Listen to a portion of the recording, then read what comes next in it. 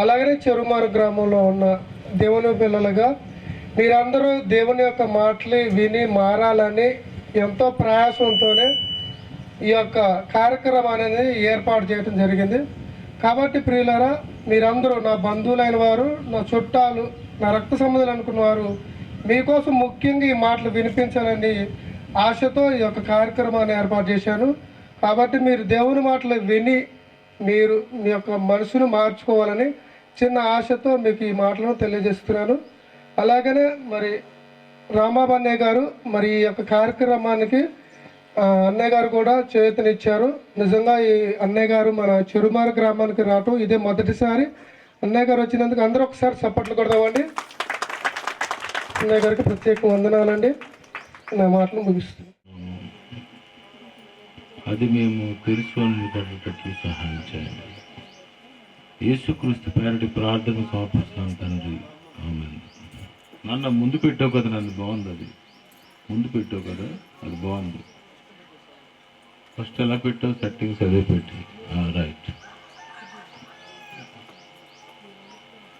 ప్రియమైన దేవుని పిల్లరా, ఈరోజు మరి వాడు అనకూడదు, ఎందుకంటే వాడికి ఒక పేరు ఉంది, చాలా గమ్మత్తైన పేరు. ఆ పేరు విని వాడిని చూసి మీరందరూ తర్వాత భయపడతారు. కనుక ఆ పేరు నేను చెప్పకూడదు, ఇప్పుడు తర్వాత చెప్తాను.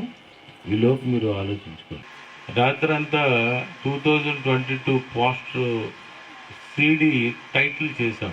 ఎందుకు అన్న సంగతి ఈరోజు ఈ ప్రపంచ ప్రజలకు